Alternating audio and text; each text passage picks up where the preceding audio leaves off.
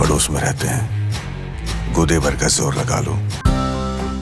আবারও বিতর্কের মুখে নির্মাণাধীন বলিউড সিনেমা ধুরুন্ধরের শুটিং।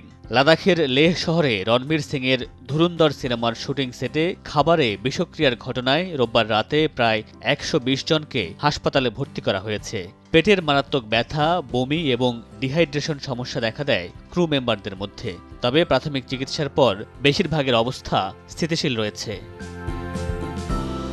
পুলিশ সূত্রে জানা গেছে, সেদিন শুটিং সেটের প্রায় ৬০০ জন সদস্য রাতের খাবার গ্রহণ করে। সেই খাবারের পরেই ক্রুদের মধ্যে পেটে ব্যথা ও বমির সমস্যা দেখা দেয়। অবিলম্বে তাদের হাসপাতালে নিয়ে গিয়ে দ্রুত প্রাথমিক চিকিৎসার ব্যবস্থা করা হয়।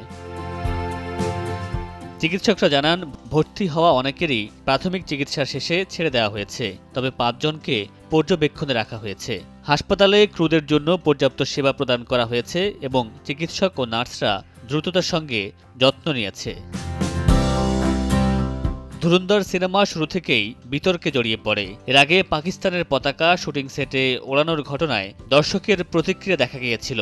এবার আউটডোর শুটিংয়ে খাদ্যে বিষক্রিয়ার ঘটনায় আবারও আলোচনায় রণবীর সিংয়ের সিনেমাটি।